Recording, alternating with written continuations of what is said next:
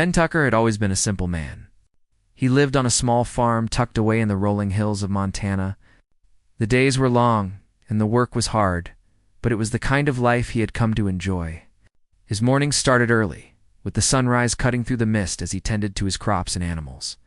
By evening, the work was done, and the quiet of the farm settled around him like a soft blanket. One particular evening, after a long day of fixing the tractor, Ben decided to take a walk to clear his mind. He had a good habit of walking around his land before sunset, the sky turning shades of orange and purple as the day faded. It was during one of these walks, when he was crossing the open field, that he noticed something strange. A light dot at first. He thought it was just a reflection off one of the distant hills. But it didn't move like a reflection should. It pulsed, glowing softly, then brighter, then dimmer, like a distant star flickering out of control. Curiosity got the better of him. He walked toward it, his boots crunching softly on the dry grass. The light grew stronger as he moved closer, and soon he could hear a low humming sound, like machinery. The hair on the back of his neck stood up, but he shook it off. It was probably just someone messing around with a new type of lantern or light show. Ben wasn't one to be easily scared, but as he reached the source of the light, his heart skipped a beat. There, partially embedded in the earth, was something he had never seen before. It looked like a bike, but not like any bike he had ever ridden or even heard of. It was made of smooth, silvery metal, with glowing blue lights along its frame.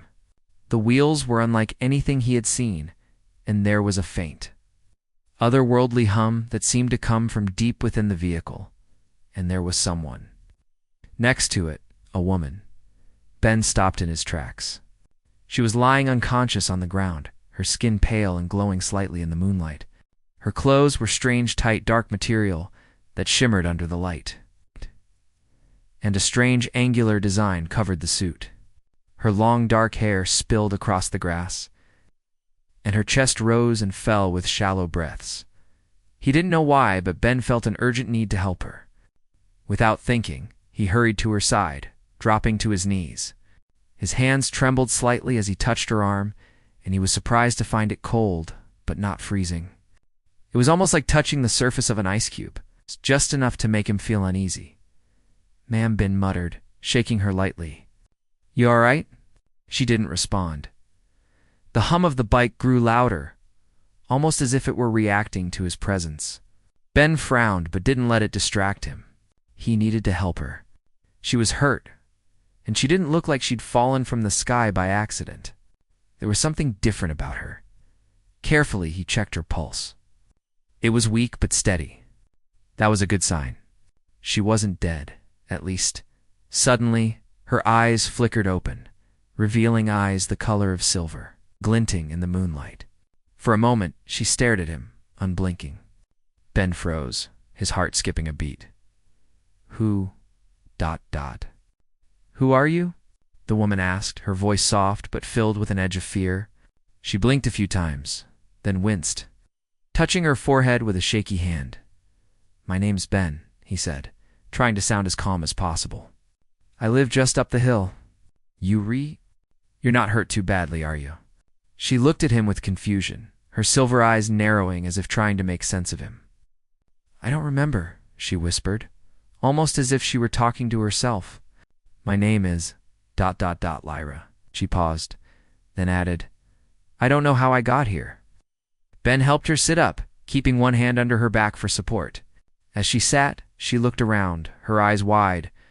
The glowing bike caught her attention immediately, and for a moment, Ben thought he saw something like fear flicker across her face. "I can help you fix that," Ben said, nodding toward the bike. "I've got a barn full of tools. You're not far from my place. If you need a ride, I can." "No." She interrupted him quickly, her voice suddenly sharp. "I don't want to go there. It's safer here."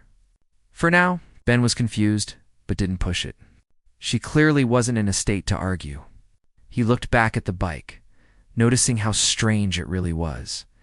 The way it shimmered. The strange humming noise that seemed to come from deep within the machine. "Are you sure you're okay?" Ben asked, trying to sound gentle. "I can help you. You don't have to be out here in the cold."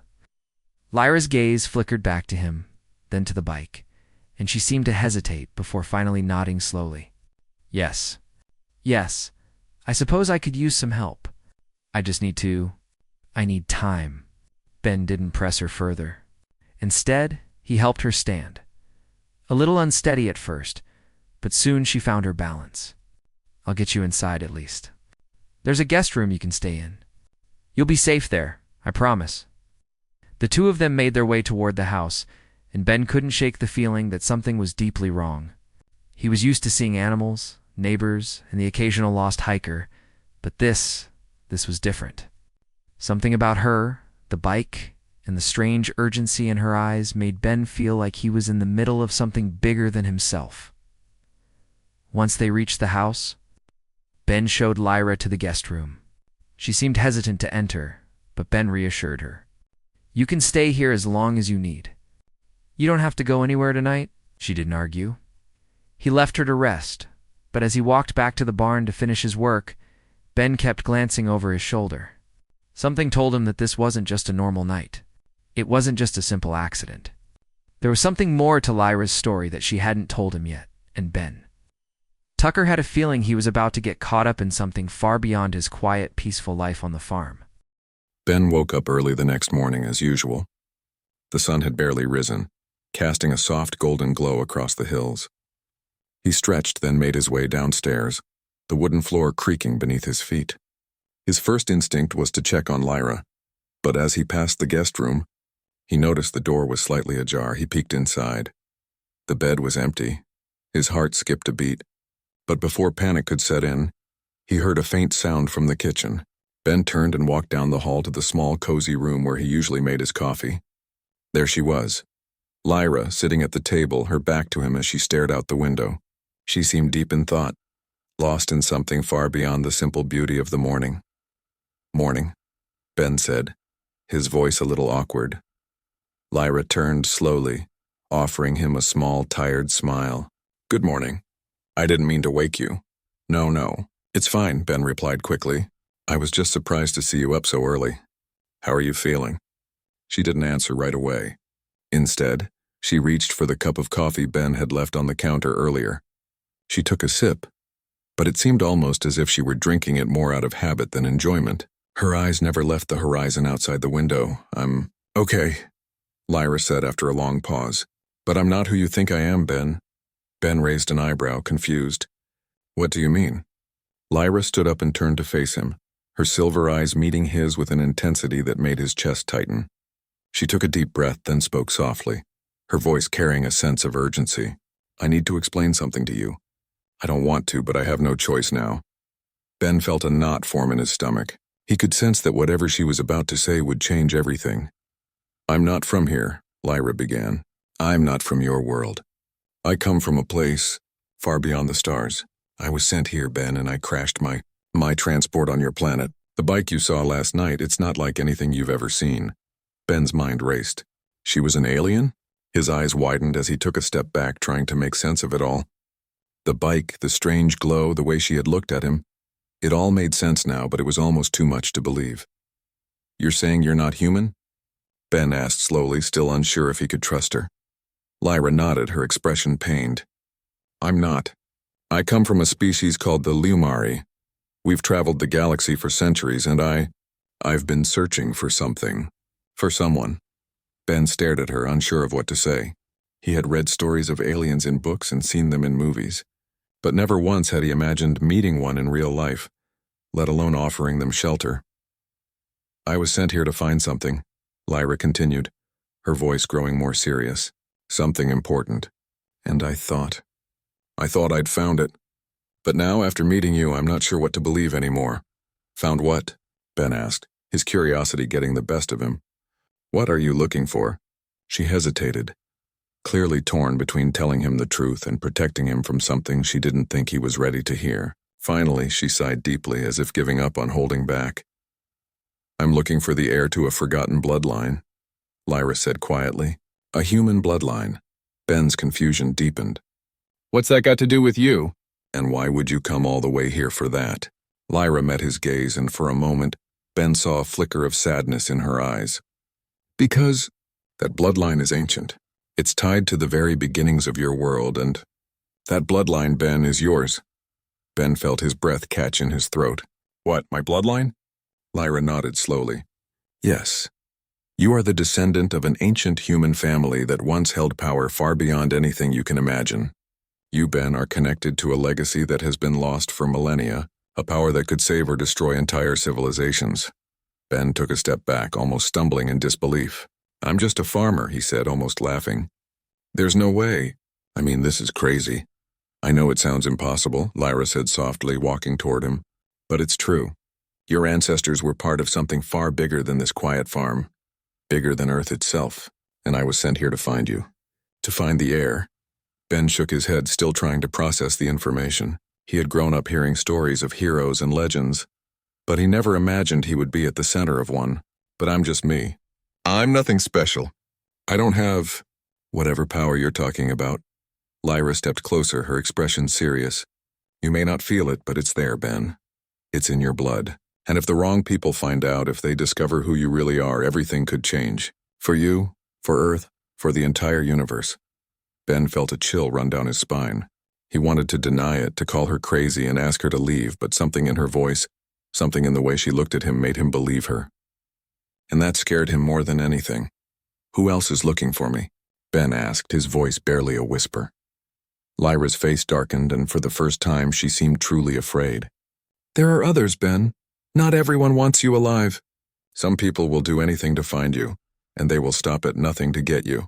My people, the Liumari, they've been protecting you, hiding you from them. But I can't do it alone anymore.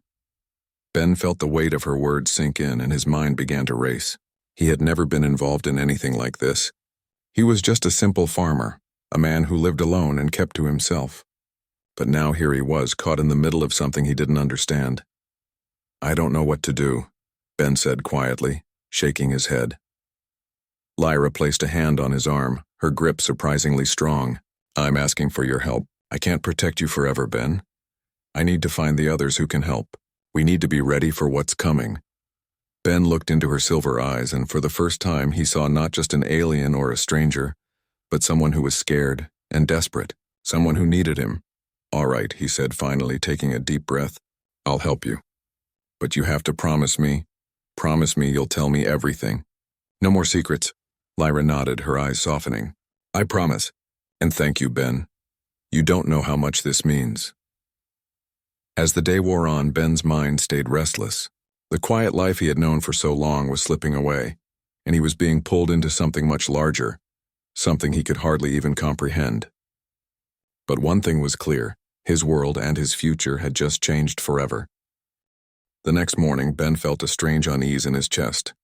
The air seemed thicker somehow, heavier, as though something was changing around him, something he couldn't quite understand. He had gone from a peaceful life of farming and routine to a world filled with aliens, ancient bloodlines, and dangerous enemies.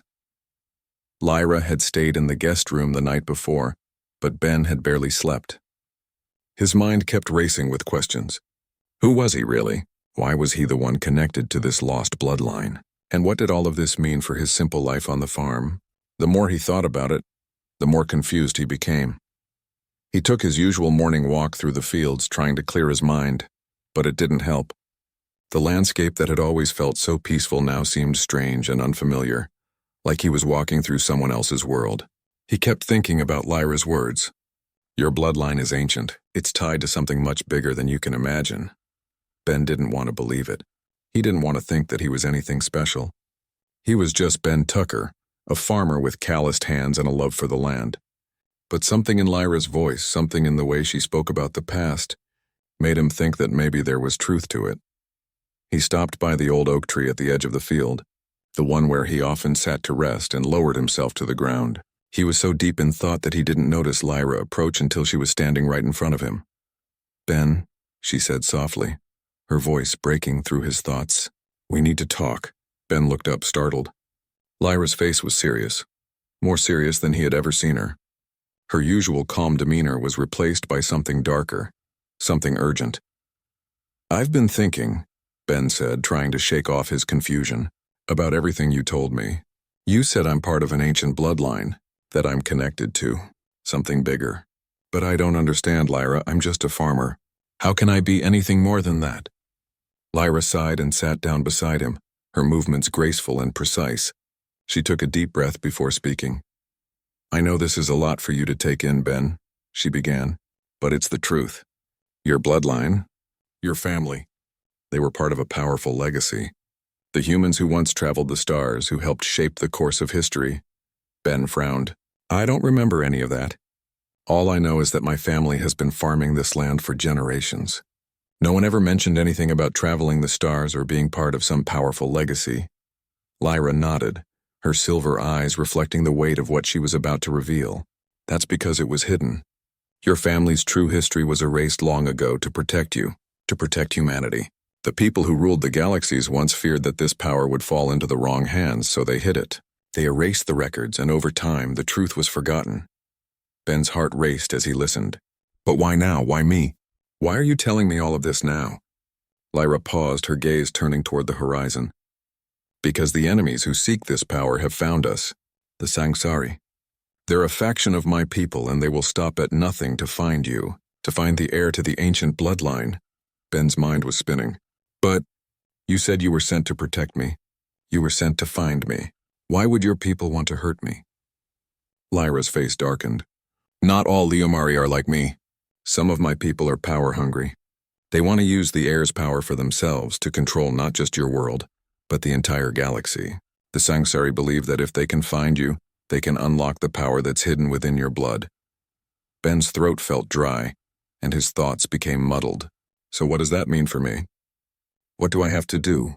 Lyra turned to him, her silver eyes intense. You don't have to do anything, Ben. You have a choice. But the longer you stay hidden, the more dangerous it becomes. The Sangsari are ruthless. They won't stop until they find you. Ben looked down at the ground, his hands clenched into fists. He had always been a quiet man, someone who preferred peace and solitude. But now it seemed like he was being pulled into something much bigger than he could have ever imagined. I don't want to be a part of this, he said quietly. I don't want any part of this fight. I just want my life back. I just want to live in peace. Lyra placed a hand gently on his shoulder. I understand, Ben, believe me, I do. But you're not just anyone. You're the key to something far beyond your world. And whether you want it or not, you're connected to this power. The choice you make now could determine the future of everything. Your world, my people, and all those who are at risk because of this power. Ben took a deep breath, his mind racing. He had never wanted to be a hero, never wanted to be part of a grand adventure. All he wanted was to tend to his crops, live quietly, and take care of his land. But the more Lyra spoke, the more he understood that he didn't have a choice. The past was already written, and now, he was a part of it. I don't know if I can do this, he admitted, his voice shaky. I'm not a fighter. I've never been one. You don't have to be a fighter, Ben, Lyra said, her voice calm and reassuring. Sometimes the most important battles are not fought with weapons. Sometimes they are fought with the strength to make difficult choices. Ben looked at her, feeling a deep sense of uncertainty. He wanted to refuse, wanted to run far away from all of this, but something inside him knew that it was too late for that. The danger was real and the enemy was closing in. We'll have to move quickly, Lyra continued. The Sangsari are already looking for us. They're relentless. But with your help, we can stay one step ahead. Ben nodded slowly, his heart still heavy with fear and doubt. He wasn't ready for this. He wasn't prepared for the fight that lay ahead. But as he looked at Lyra, her eyes filled with both sadness and determination, he realized that he didn't have much of a choice. He was already a part of something much larger than himself, and now he had to find the courage to face it. All right, he said, his voice steadying. I'll help you. I don't know how, but I'll do what I can. Lyra's expression softened, and she gave him a small, grateful smile. Thank you, Ben. You don't know how much this means. Together, they stood up and looked toward the horizon, the sun beginning to rise higher in the sky. It was a new day, and a new chapter in their journey was about to begin. But Ben couldn't shake the feeling that this was just the beginning. The Sangsari were out there, and they wouldn't stop until they had what they wanted. And Ben was the key. The days after Ben had agreed to help Lyra were full of tension. The calm he had once known on his farm seemed far away, lost in the whirlwind of strange events and the constant fear of what was coming next. He still couldn't believe everything Lyra had told him. He was the heir to a lost bloodline, a key to powers that could shape the future of the galaxy. And the Sangsari, a ruthless group from Lyra's world, were hunting him. As they spent more time together, Lyra seemed to grow more distant. She had a quiet, focused intensity about her now. She trained during the day, practicing moves Ben couldn't even understand, much less replicate. When she wasn't training, she was often studying strange maps and star charts, as if trying to anticipate where the Sangsari might be coming from. Ben tried to help, but there was only so much he could do. He was just a farmer.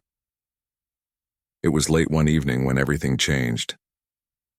Ben had just finished his usual chores and was walking back toward the house when he noticed something strange. The air had changed. It was heavy and still, the kind of stillness that sent a cold shiver down your spine. The moon hung low in the sky, casting long shadows across the land. He quickened his pace, his boots crunching against the gravel path, and when he reached the front porch, his heart nearly stopped. The door was wide open. His instinct screamed at him to run, but he couldn't leave Lyra behind. She was inside. He dashed through the door and into the house, calling her name. "Lyra," he shouted, but the house was eerily silent. His voice echoed in the empty rooms. Ben's breath came fast as he made his way to the kitchen, but it was empty. He ran up the stairs, his mind racing. What was going on? Had Lyra left? But then he heard a sound, soft footsteps in the hall. He turned to see Lyra standing there, her face pale, her eyes wide with alarm. "They found us," she whispered, her voice tight with fear. Before Ben could respond, the front door slammed shut with a deafening crash. The ground beneath their feet seemed to tremble as a loud mechanical sound filled the air. Ben's heart pounded in his chest as he rushed to the window. Through the glass, he saw something that made his stomach drop. A ship. A sleek, dark ship was hovering just above the ground, casting an eerie glow over the farm. The ship had no visible wings, no traditional engines. It moved like it was alive, pulsing with energy as it hovered just a few feet above the dirt. "They're here," Lyra said, her voice grim. Ben turned to her. "What do we do? How do we fight them?" Lyra didn't answer immediately. She stepped forward, her expression hardening. "We don't fight them, Ben. Not like this. We have to leave. Now." Ben's head was spinning. "Leave? But where will we go? They're going to kill us, aren't they? They won't stop until they get what they want." Lyra didn't hesitate. "I can keep you safe for a while, but we need to leave this farm. If they know we're here, they'll keep coming back. And I'm not sure how much longer I can protect you." Ben wanted to argue, wanted to stay and fight. But deep down, he knew she was right. The Sangsari were closing in, and they were stronger, faster and more dangerous than anything he had ever faced. They wouldn't stop until they had what they wanted. "All right," Ben said, his voice shaking. "Let's go." Together they rushed out of the house, Ben grabbing a few essentials as he went. Lyra moved quickly with a purpose, as if she had done this countless times before. Ben struggled to keep up. The ground beneath his feet felt uneven, the air thick with tension. They ran toward the barn, the place where Ben kept all of his tools. But as they neared it, they heard a voice, cold and calm, like ice. "I know you're there, Lyra," the voice called out, sending a shiver through Ben's spine. "We've been tracking you for a long time." Ben spun around to see a figure step out from the shadows. The man was tall, dressed in dark armor that glinted under the moonlight. His face was hidden beneath a helmet, but Ben could feel the weight of his gaze. Lyra froze, her face going pale. "Darius," she whispered, barely audible. Darius stepped forward, his voice low and menacing. "You can't run from us, Lyra. The Sangsari are relentless. You think hiding in this backwater planet will save you? You're wrong." Ben stood still, trying to process everything that was happening.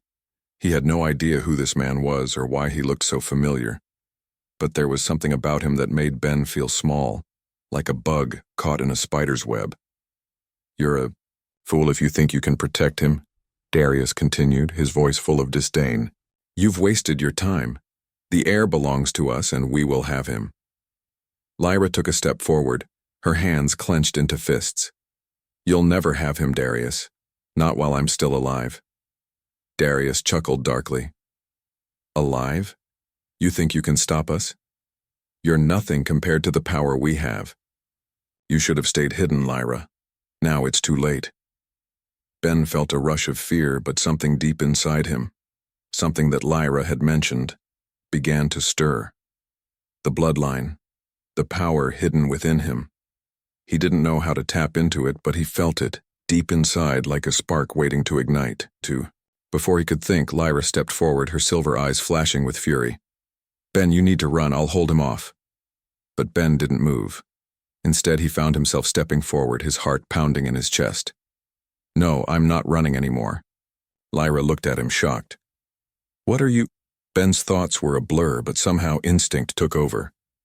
He raised his hand, and for a brief moment he felt a strange warmth spread through his fingertips.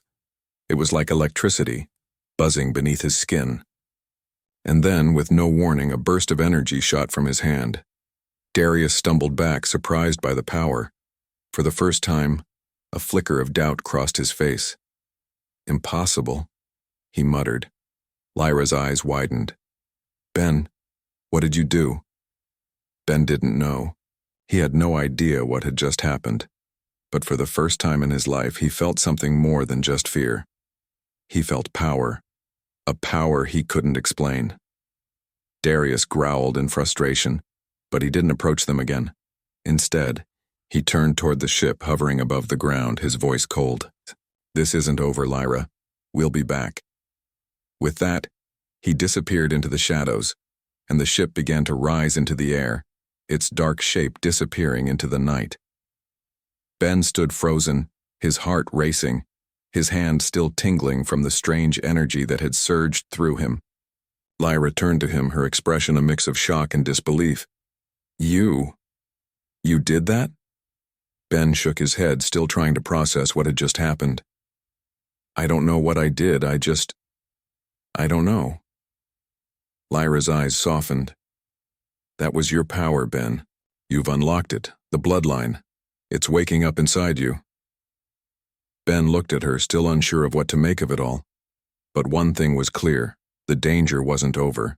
The Sangsari would return, and next time, they might not be so easy to stop. Lyra looked at him, determination in her eyes. We can't stay here anymore. We need to move, and we need to move fast. Ben nodded. The fight wasn't over, and somehow, he knew that his life would never be the same again. Ben barely slept that night. His mind kept replaying the events, the appearance of the dark ship, Darius's threat, and the strange surge of power that had shot from his hand. He could still feel the tingle in his fingers, a strange warmth that seemed to pulse beneath his skin. It was as if something inside him had awakened, something ancient, something powerful. Lyra had barely spoken since the encounter. They had moved quickly, packing up what little they could carry, and they had driven away from the farm before dawn, heading toward the nearest city. The roads felt different now, as if every turn, every shadow could hide an enemy waiting to strike. They stopped at a small, run-down motel on the edge of town. It wasn't much, but it was safe for now. Lyra had insisted they stay out of sight, avoid any attention. She was constantly looking over her shoulder, her eyes scanning the horizon as if expecting something or someone to appear. Ben was still trying to process everything. He had been a simple farmer, a man who lived his life in quiet solitude. But now he was a target, hunted by an enemy he couldn't understand. And suddenly he was the heir to a lost bloodline that held unimaginable power. Lyra hadn't been much help in explaining what this power was, or how to control it. Every time he tried to ask, she would change the subject or retreat into silence, as if the question was too much to bear. That evening, as the sun dipped below the horizon, Ben couldn't hold his questions in any longer. They were sitting in the dimly lit motel room, the hum of the air conditioner the only sound filling the space. Ben turned to Lyra, his voice steady but tinged with frustration. Lyra, what's going on? Why me? Why did I suddenly have that power? Lyra's gaze flickered to him, but she didn't answer immediately. Instead, she stared at her hands as if contemplating something deep inside her. You've already started to awaken, she said softly, her voice quieter than usual. The power in your bloodline? It's ancient. The first humans who traveled beyond Earth were part of a race that had abilities far beyond anything anyone on Earth could imagine. It's not just about strength or speed. It's about understanding the universe itself. Ben's brow furrowed. So what, I'm supposed to be some kind of superhuman? No, Lyra replied quickly. You're not a superhuman. You're something much older, something that was hidden away because of what it could do. Your ancestors were leaders, Ben. They were able to manipulate energy, shape matter, and even alter the course of entire civilizations. They were the keepers of knowledge, and their power was legendary. But it came with a cost. Ben listened intently, but it still didn't make sense. What cost? Lyra looked at him now, her expression hardening. The power had to be sealed away. If it wasn't, it could have destroyed entire worlds. That's why it was hidden. That's why your bloodline was erased from history. They wanted to protect you, Ben. They wanted to protect the world. Ben stood up and walked to the small window, staring out at the empty street. He was trying to make sense of it, but it felt like he was being pulled in too many directions at once. But why did it have to be me? Why didn't anyone else have this power? Why didn't anyone warn me? Lyra stood and walked over to him, her steps slow and measured. Because you're the last. Your family, they died. They were hunted and their bloodline was wiped out. You are the only one left, Ben. The only one who can unlock this power. Ben's heart sank. You said I was the heir. What does that mean for me? Lyra's eyes softened and she stepped closer. It means that you're not just a farmer, Ben. You have the potential to change everything. You can stop the Sangsari, but only if you embrace who you are. Only if you learn how to use the power inside you. He turned back to face her.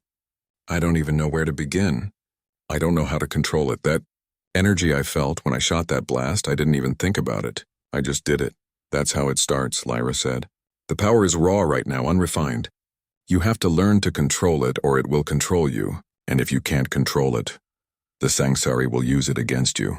They know about your bloodline. They know what you can do. That's why they're after you. Ben shook his head. I can't do this. I'm just one man. I'm just a farmer. Lyra reached out and placed a hand on his arm. You're more than that. You have the blood of leaders in you. It's your destiny to rise up and fight for what's right. Ben looked at her, her face serious, her silver eyes filled with determination. He wanted to believe her. He wanted to trust that he could do something, anything, to stop the Sangsari. But doubt clouded his thoughts. He turned away from her, walking across the small room. I don't know how to be a hero, Lyra. I don't even know how to use this power. Lyra didn't reply right away. She stood still, watching him with a mixture of patience and understanding. Finally, she spoke, her voice softer than before. You don't have to do it alone, Ben. I'll help you. We'll do this together. I've trained my whole life for this. I've learned what I can, but you have something that I can't teach you. You have the bloodline. I can guide you, but the rest, that's up to you. Ben looked at her, and for the first time he felt a glimmer of hope. Maybe, just maybe, he wasn't alone in this. Maybe he could find a way to control the power, to learn how to fight back. He took a deep breath and nodded. All right. I'll try. I'll learn. But I don't know if I can ever be the man you want me to be. Lyra smiled faintly. You don't have to be the man I want you to be, Ben. You just have to be the man you were meant to be. Just as she spoke those words, there was a sharp knock at the door. Ben's heart skipped a beat. The sound was too urgent to be a mere visitor. Lyra's face went pale, and she immediately moved toward the window, peering through the blinds. Her eyes widened in alarm, and she turned to Ben, her voice low and hurried. It's them. They've found us. Ben's breath caught in his throat as he looked at her. There was no time to prepare. The Sangsari were here. They had come for him. This final part of the story sets the stage for an epic confrontation and continues to explore Ben's struggle with his newfound role. The tension rises as they realize the enemy has closed in, and Ben has no choice but to face the battle ahead. The journey is far from over, and the stakes are higher than ever. Let me know if you'd like to adjust any details